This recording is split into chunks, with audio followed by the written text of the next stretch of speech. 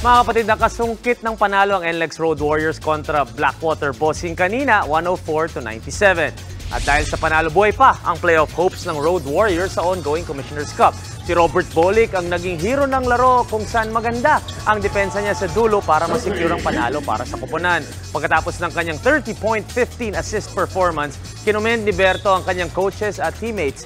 Balance scoring ang pinakita ng NLEX, 5 players ang nag-double figures. At hindi pa tapos ang PBA Game Day. Mamayang alas 8, magbabakbakan ng Meralco Bolts at Barangay Ginebra Gin Kings sa Smart Araneta Coliseum. At sa ibang PBA news, pabalik na si The Beast Calvin Abueva at maglalaro na soon para sa Magnolia Hotshots. Clearance na lang ang inaantay ni Abueva galing sa kanilang physical therapist ng bago tuluyan ibalik sa lineup. Ayon kay Coach Chito Victolero, maganda daw ang ine-ensayo ni Abueva at maaaring mag-debut si The Beast sa laro nila kontra Converge Fiber Xers bukas. Tapos sa standings ngayon ng Magnolia na may 8-1 record at siguradong twice-to-beat advantage sila pagpasok ng quarters.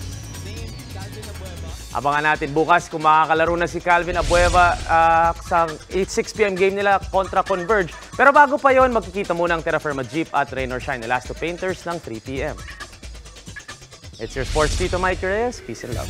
What's up mga kapatid? It's your sports Tito Mike Reyes. At huwag magpahuli sa mga umaaksyong bakbakan at harapan sa loob at labas ng bansa. Para sa mga pandinang sports news, mag-follow at mag-subscribe sa social media pages ng News 5. Alam nyo na ha?